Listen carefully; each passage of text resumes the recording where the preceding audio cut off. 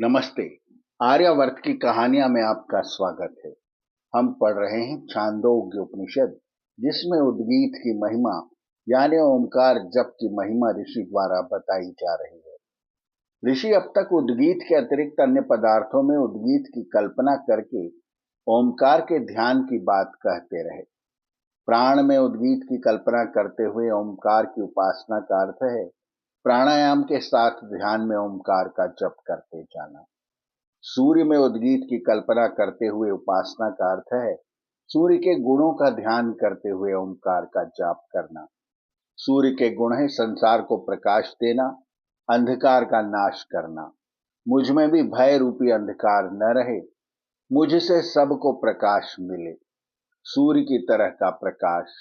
भय का उल्टा प्रेम है, मुझसे प्रेम की गंगा बहे।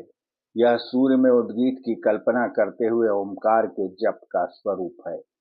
अब ऋषि बाह्य प्रतीकों को छोड़कर स्वयं उद्गीत इन तीन अक्षरों पर ध्यान जमाने की बात कहते हैं।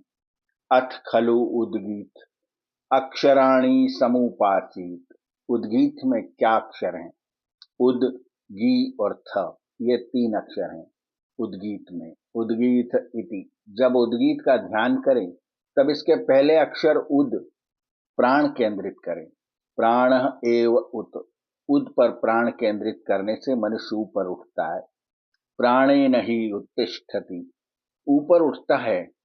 इसका यह अर्थ नहीं है कि धरती से ऊपर उठ जाता है।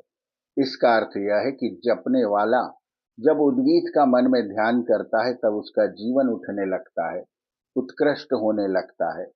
उद के ध्यान के बाद इस शब्द का दूसरा अक्षर गी आता है। गी तक पहुंचते हुए वाणी से इसका उच्चारण करने लगे। वाणी ही गी है। वाक गी वाचः गिरः इति याचक्षते।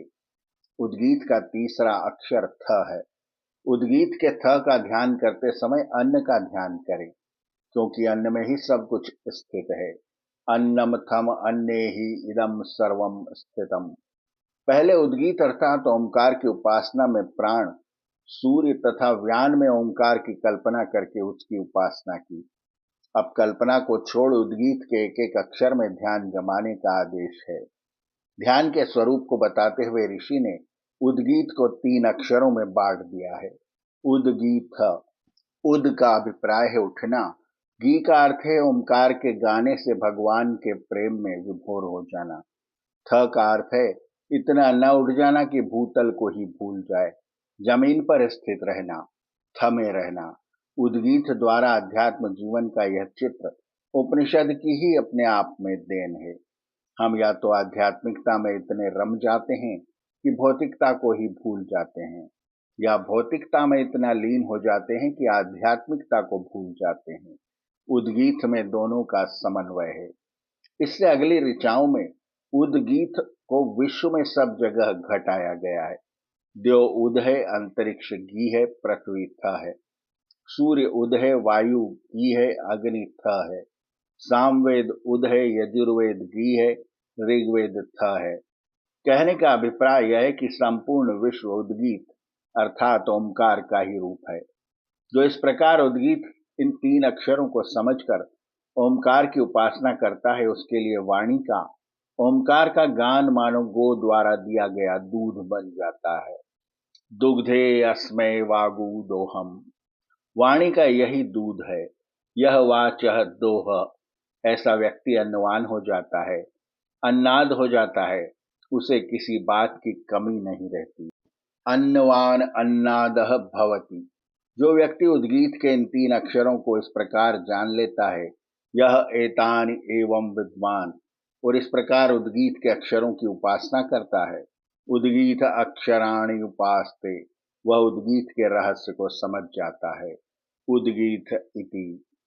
आर्यावर्त की कहानियां के अगले अंक में हम पढ़ेंगे ऋषि के वो वचन जिसमें वह कहते हैं कि उद्गीत ओमकार का ही नाम है।